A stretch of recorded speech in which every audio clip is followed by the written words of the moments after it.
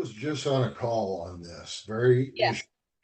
And what one guy does, where it's legal, I guess, he gets $3,000. Someone calls him and said, I want this business, this kind of business. He said, well, I'll do it for $3,000 and I'll give you 3 leads where you'll have the first right of refusal. And that's his fee, $3,000 for that. Now, I guess he's confident that he can get him 3 leads. But I think the way I would do it is I would figure out my cold email and I would say, I really have a buyer. I literally have a buyer that wants your business. Would you be interested in selling it? And then it's a true comment. You're under contract with that buyer to find him a business. And so you could then send out that email. That's what he said. I like the idea. And then you're not, I don't know, $3,000 works. So if you can do it, Tanya, maybe you can't. But anyway, that's just what I heard 10 minutes ago. Wow. Yeah. No, it's been longer. And then when you find so let's say you find him a business, at that point, do you represent him? And if so, who pays your fee? The seller pays your fee or the buyer pays your fee? Well, in his case, he would get the listing on the seller. And that would, or just a one-shot listing. If I get this deal. For that specific buyer. Yeah. Yeah. Yeah, that's right. Yeah. So okay, go ahead. So I just had a follow-up question about I guess buyer like exclusive agreement. So I guess I did not think that would be possible in business brokerage. I guess I wasn't, my last company just didn't advocate for that. So I don't know. I don't know anything about that. Yeah. Yeah, there is a buyer representation agreement and it is exclusive. I think if you're going to be, in my opinion, if you're going to be working for somebody, they need to hire you. And for me, it's like, you want to hire me, then that means you're hiring me or my company. You're not hiring 12 other people to compete with me. You're not out competing with me. You're hiring me to do a job. We're going to be a team. We're going to try and accomplish your goals together. Right? So, the sellers and that want open listings, an open listing is honestly just a setup for a lawsuit. It's a lot of work to find a buyer, to find the right buyer. And if you find the right buyer and things are going well, and then, the seller comes and says, oh, well, I talked to that buyer 2 years ago, so I'm not going to pay you anything because it's an open listing and you didn't really bring me the buyer. I already was aware of them. Or you have the seller saying, oh yeah, well, I was introduced to that buyer last year by another broker.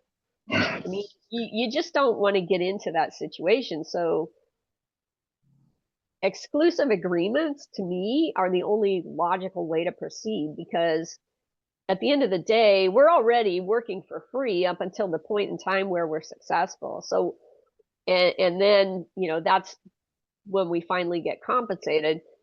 Last thing we want to do is have some excuse come in why we don't even get compensated then. Because then all we've done is just waste a tremendous amount of time.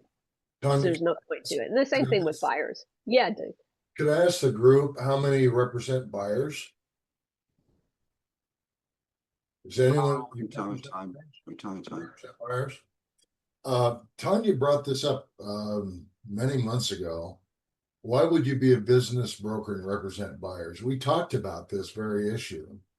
In real estate, in residential real estate, there's at least 1 million residential real estate agents. In commercial real estate, there's probably 100,000.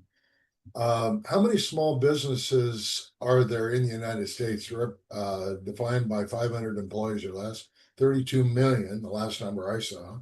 How many of those are thinking about or under contract to sell? About 20%, 7 million. And how many business brokers are there to sell those? How many business brokers are there? Yeah, I have no idea. It's less than 10,000. Yeah, I was going to say probably around 10,000 or so, Someone but said 4,000 on another call. yeah, I don't know. And I think most of those businesses are not sellable, to be honest with you, Dick. I think there's a lot of businesses on the marketplace that just do not sell. Yeah. I'm just saying, the point being is, you might be right, John. Maybe But let's that say, is pretty good data, by the way. That is really awesome data. so It is. let's say the 3 million are sellable. And there's, how many of us are there? 10,000. Why that? And these are listings to sell, not listings for buyers. If you're a seller agent, that's better than being a buyer agent, just saying. Then you've got something to sell. The buyer, he's a looky-loo. He's looking around. I got one this morning. I want a business. And I'm not going to call him. I will email him back. I don't have anything for him. And when I do, maybe I'll do it, but I'll put him on my list, maybe put him on my mailing list. But I want sellers, and then I'll Yeah. put them together. But I mean, there are not very many of us. It's easy to find a buyer, guys. It's easy to find a buyer. That's not 90, yeah, it's like 97% of the buyers don't buy. Yes, that's true. Yeah.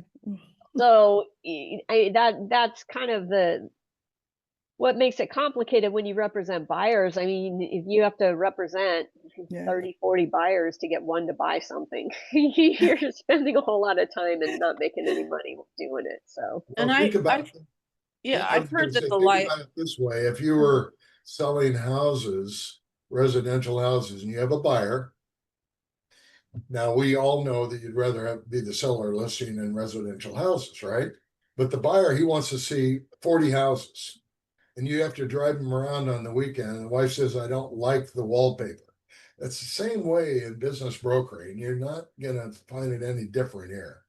So you just want to have that business to sell, and they can figure out the wallpaper on their own on the side. That's true. right, and I also heard that the due diligence on the buyer side is a lot riskier because you can recommend a good, here's a good business that you can purchase or whatever, and then 2 years down the road, he drives the business into the ground and said, "You recommended this business to me. I don't, or, I don't know. I mean, it just sounds like the due diligence part on the buyer side, they have to do on their own, yeah. I was